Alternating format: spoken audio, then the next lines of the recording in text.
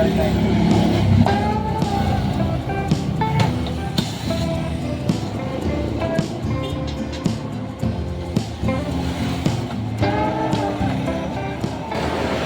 So ituturo ko lang po sa inyo ngayon kung paano magpalit ng timer switch.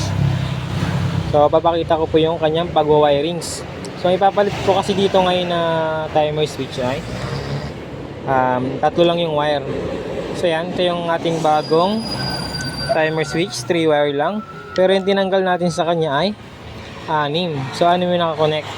Dahil tatlo dito sa kanyang selector at tatlo rin dito galing sa baba sa kuryente natin. Pero ikakabit natin ngayon na timer lang ay ito lang, tatlong wire. So ito ay sira na. Ito yung kaninang chinek natin na bumabalik. So yan, bumabalik yan oh. So pag ayun, hindi na siya kumakagat, so sira na yan, papalitan natin ng bago. So available natin dito sa shop ay ito lang, tatlong wire. So para magka-connect pa rin tayo dito at para pag kasi dapat dito ay pag nag-drain tayo ng washing machine ay dapat mamamatay yung ikot niya pag naka-drain siya. So kaya dapat mag-connect pa din tayo dyan. So dahil tatlo lang yung wire natin, gagawin lang natin ang paraan kung paano natin makakabit yan. So ganito lang yan. Una muna natin kakabit ay itong kulay brown na galing sa baba ay magko-connect tayo dito sa isang linya niya.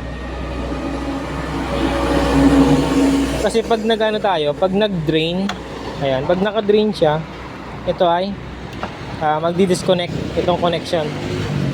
Yung naka-connect dito sa kulay gray, saka papunta dito sa dalawang strong tsaka wash. Ayan, magdi-disconnect yan. So, dyan natin i-connect itong. Tuling ko lang ito kasi masyadong mahaba.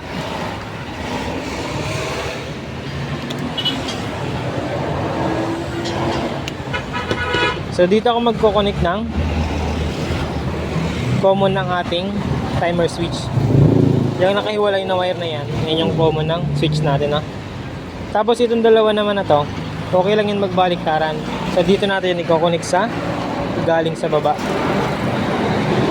So yung yellow to yellow, iba yung color coding niya, magiging gray na galing sa switch natin na kulay red. So yan.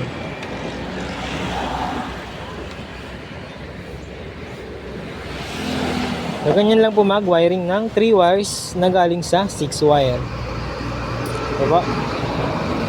So yung strong wash tsaka normal wash niya, pinag-isa na lang natin dito sa common ng timer switch. Tapos yung common naman na galing sa baba, pinadaan muna natin dito sa selector para pag nag-drain tayo ay magdi-disconnect yung connection dito para mamamatay yung andar niya. So lalagyan ko lang ng tape.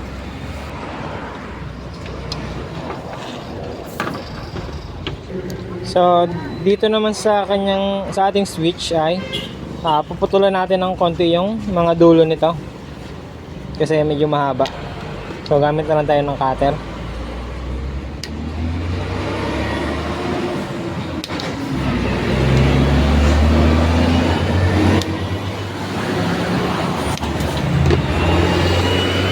Sa mga replacement kasi na timer switch ay iba na yung kanyang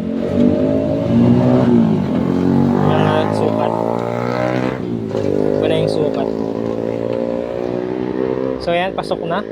Lagyan na lang natin tornilyo. Ayun. So yun, nakabit na natin yung ating switch. So tingnan natin kung aabot itong ating knob. So yun, aabot naman.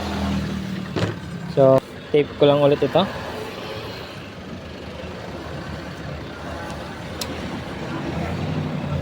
Tape natin to. So siksik lang natin dito sa taas para hindi siya mababasa. Yan, sabit natin doon sa taas. Dapat nakasabit doon. Yan, doon dapat nakasabit niya sa taas. So dito kasi nagbabasa yan. So pag nakababa dyan yung wire natin, posibleng mabasa yung wire. At posibleng magkaroon ng ground.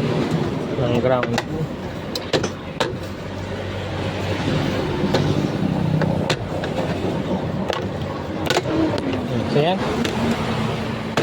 Kabit na natin. So saksak na natin.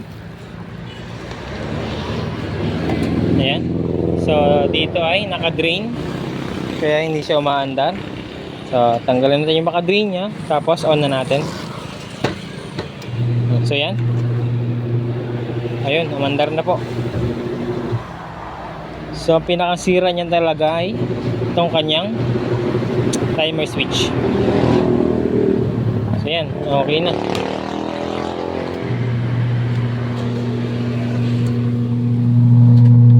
So maganda pa naman yung kanyang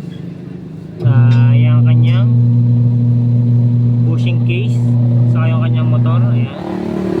Saka bago pa naman yung kanyang fan belt. Ayan, okay na. So tatakpan na natin.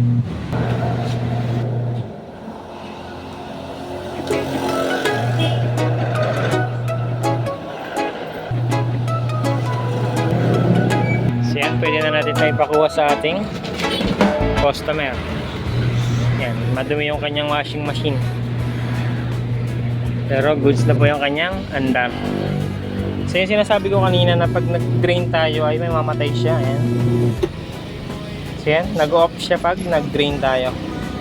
So mag normal wash man or mag strong ay parehas lang yung kanyang tagal ng ikot. Ayan.